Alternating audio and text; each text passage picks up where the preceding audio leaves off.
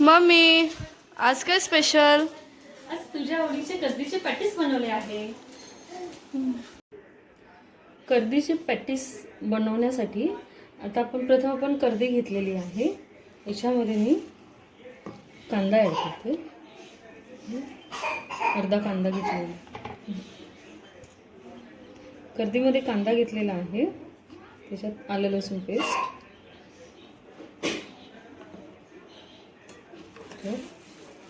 हिरवी मिरचीची पेस्ट घेतली,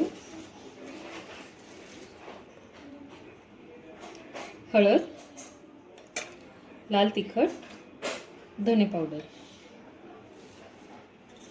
थोडे जिरे आणि आपण आता मीठ ॲड करूया, अर्धा चमचा मीठ। हे सगळे मसाले आपले ॲड करून झालेले आहे। आता आपण पीठ घेऊया याच्यामध्ये,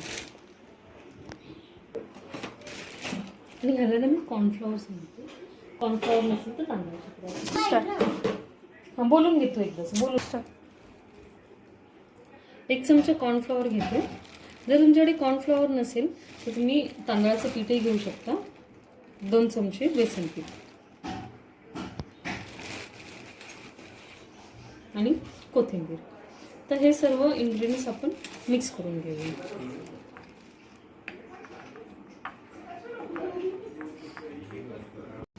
सर्व इन्ग्रेडियंट्स मिक्स करून झालेले आहे। आपल्याला पाणी अगोदर ॲड नाही करायचं आहे, मिक्स केल्यानंतर पाणी किती रिक्वायर्ड आहे त्यानुसार आपण थोडं थोडं ॲड करायचं आहे। जास्त आपल्याला पातळ नाही करायचं, आपलं बॅटर घट्टच असणार आहे।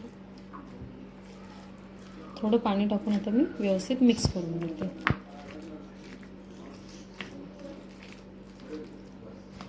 आपले बॅटर छान मिक्स करून झालेले आहे। याच्यात आपण पॅटीस बनवून घेऊया। हे पॅटीस मी डायरेक्ट अशा हातावरच बनवून घ्यायचे, त्याला व्यवस्थित शेप देऊया। आणि पॅनवरती मी तेल गरम करत ठेवले होते, तर आपण ह्याला पॅनमध्ये सोडून देऊया।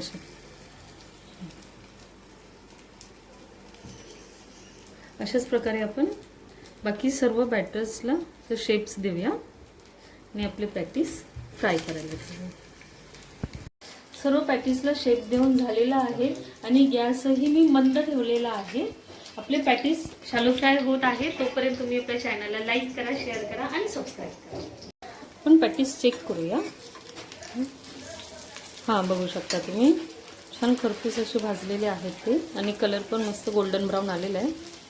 तर सर्व पॅटीसला मी पलटी करून घेते। आपले पॅटीस आता पलटी करून झालेले आहेत। दुसऱ्या साईडने आपण त्याला शॅलो फ्राय होऊ देऊया।